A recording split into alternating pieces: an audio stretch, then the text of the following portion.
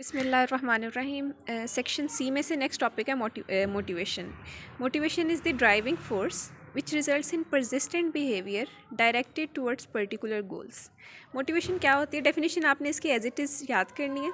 इसको कुछ पार्ट्स में डिवाइड कर लेते हैं हम ताकि याद करने में आसानी हो। फर्स्ट पार्ट है कि it's a driving force. Motivation क्या होती है? It's a force. किस तरह की फोर्स है? ड्राइविंग फोर्स है कि आपको किसी चीज़ की तरफ डायरेक्ट करती है, लेके जाती है, उभारती है। It's a driving force in a positive sense विच। अब वो फोर्स क्या करती है? Which results in a persistent behaviour, जो आपको एक परसिस्टेंट बिहेवियर की तरफ लेके जाती है, आप में एक परसिस्टेंट बिहेवियर पैदा करती है। परसिस्टेंट क्या होता है? स्टेड फास्टनेस, क्या आप एक ही चीज़ पर डटे रहें। तो एक ड्राइविंग फोर्स है which results in a persistent behaviour, जो एक परसिस्टेंट बिहेवियर में रिजल्ट करती है। अब इसका ये 2 पार्ट्स हो गए। थर्ड पार्ट क्या है? Directed towards particular goals. कि एक ड्राइविंग फोर्स जो एक परसिस्टेंट बिहेवियर आपके अंदर बनाती है, वो परसिस्टेंट बिहेवियर किस चीज़ की तरफ होता है या किस चीज़ की तरफ आपको लेके जाता है या क्या उसका मकसद होता है? It's directed towards a particular goal. किसी एक ख़ास मकसद की तरफ होता है या कुछ ख़ास मकासद की तरफ होता है, टुवर्ड्स पर्टिकुलर गोल्स। तो ये होती है मोटिवेशन। अगर हम वैसे कहें कि हम अगर बीइंग स्टूडेंट्स हम देखें तो we are motivated to study.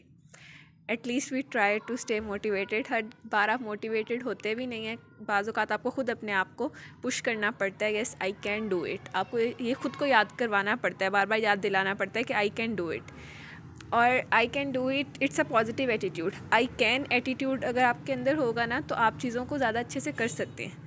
जब हम ये सोच लेते हैं ना कि हम कर सकते हैं ये काम, तो हमारा ब्रेन ऑटोमेटिकली ना सोल्यूशन फाइंडिंग की तरफ जाता है कि अगर ये प्रॉब्लम है तो वो उसको इस तरह सॉल्व किया जा सकता है। अगर आपको याद हो कि सेक्शन ई में जब मैं आपको कुछ पॉइंट्स बता रही थी, जहाँ पे हमने देखना था कि अगर कोई आपके पास डिप्रेसिव पेशेंट आ रहा है तो आपने जब उसकी काउंसलिंग करनी होती है तो उसके अंदर हम कहते हैं, या जो कोई सुसाइड वाला पेशेंट आ रहा है, मैंने इसमें कहा था कि आपने फोकस करना है कि उनको कहें कि आई कैन वाला एटीट्यूड लेके आएँ। I can means I can do it. ये एटीट्यूड हो, ये पॉजिटिविटी हो आपके अंदर कि मैं सब कुछ कर सकता हूँ। जब आप ये सोच लेते हैं ना, तो आप वो कहते हैं ना, you are half way there, कि आपकी सिर्फ सोच से ही आप ना आधा रास्ता तय कर चुके होते हैं। कि अगर आपने सोच लिया कि आप ये कर लेंगे तो यू आर ऑलरेडी स्टेइंग, या फिर you are already in the half way. आप उस रास्ते में आधा रास्ता कवर कर चुके होते हैं।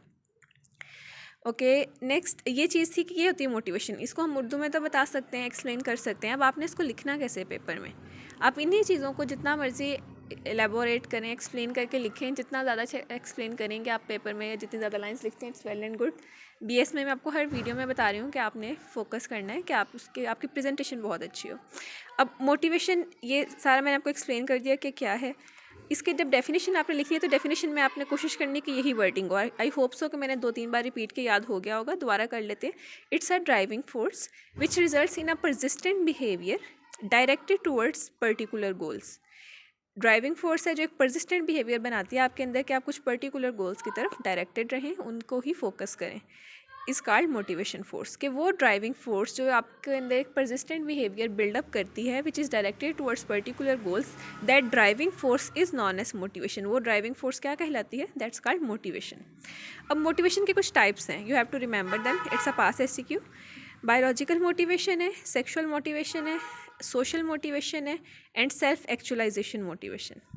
एज द नेम इंडिकेट्स, आपको अगर इसको आपने कभी भी नहीं इस टॉपिक को पढ़ा तो आप कुछ लिख सकते हैं थोड़ा बहुत। ये बात मैं काफ़ी दफ़ा वीडियोस में रिपीट कर चुकी हूँ। इसका पर्पज़ ये है कि आपको कुछ भूल भी जाए, जैसे एग्जांपल्स नहीं याद, तो ये वाले जो भी आप हेडिंग्स हैं वो आपको याद हो तो आप खुद उसका पैराग्राफ बनाएं। आपको कहीं पे कुछ भी नहीं याद आ रहा तो एटलीस्ट उस स्पेस को फिल करके आएँ। बीएस में स्पेशली आपने क्वेश्चन लिख के आना, कुछ भी लिख दें, इट काउंट्स के वो उसमें प्रेजेंटेशन और आपके जो से है क्वेश्चंस काफ़ी मैटर करते हैं कि आपने किस तरह लिखा हुआ है। आपकी राइटिंग स्पेशली इस पेपर में बहुत अच्छी हो, क्योंकि ये बाकी जैसे है ना, अगर फार्मा हो गया, पैथो हो गया, उसमें आपका ना वो टू द पॉइंट आंसर होता है कि आप 1-2 लाइन्स में कवर करते हैं और आपका आंसर वैसे चेक होता है। बीएस में थोड़ा स्टोरी टाइप है, आप स्टोरी खुद से बना सकते हैं।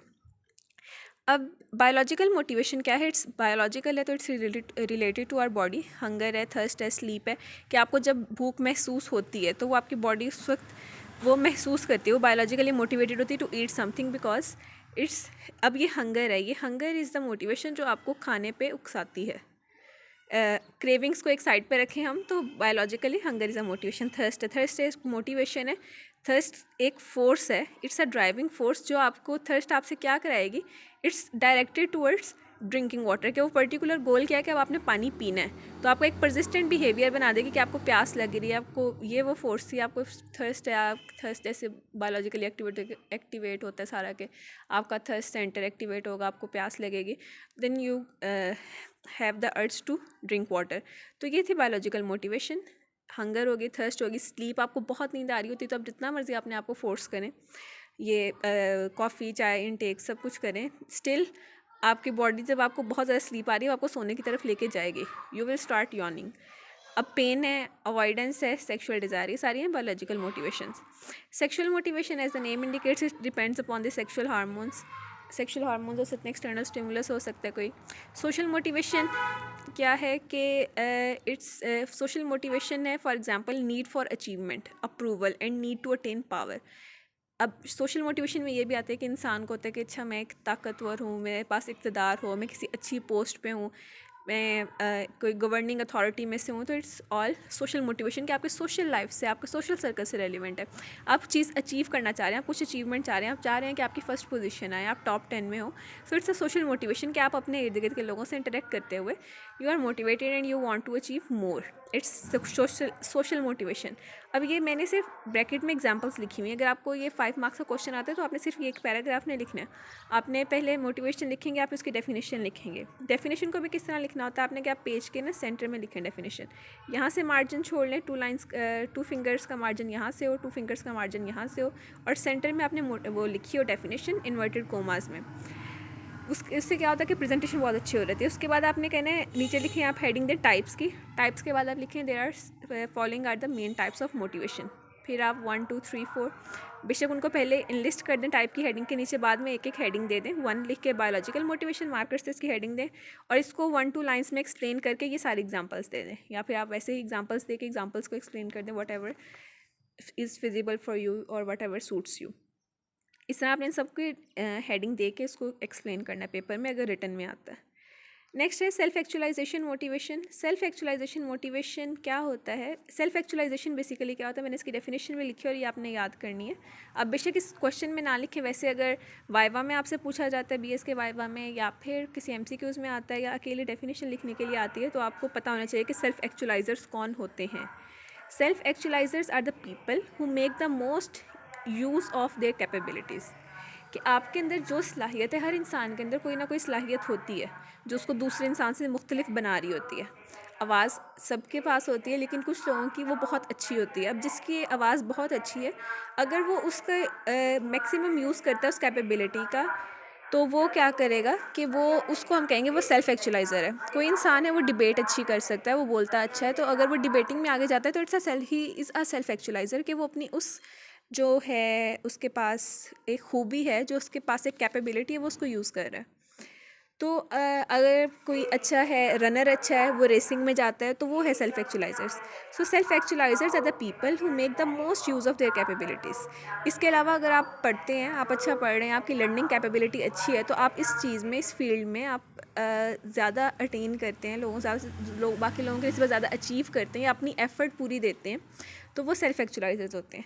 अगर हम एक नॉर्मल पर्सन अपनी बात करें, सपोज़ के किसी इंसान में अगर आप कहो ना कि बहुत से लोग आगे से आके कहेंगे, गिला करते हैं, नहीं यार मेरे में तो कोई खूबी है ही नहीं, मेरे पास कुछ भी नहीं है, तो हर इंसान के पास कुछ ना कुछ होता है।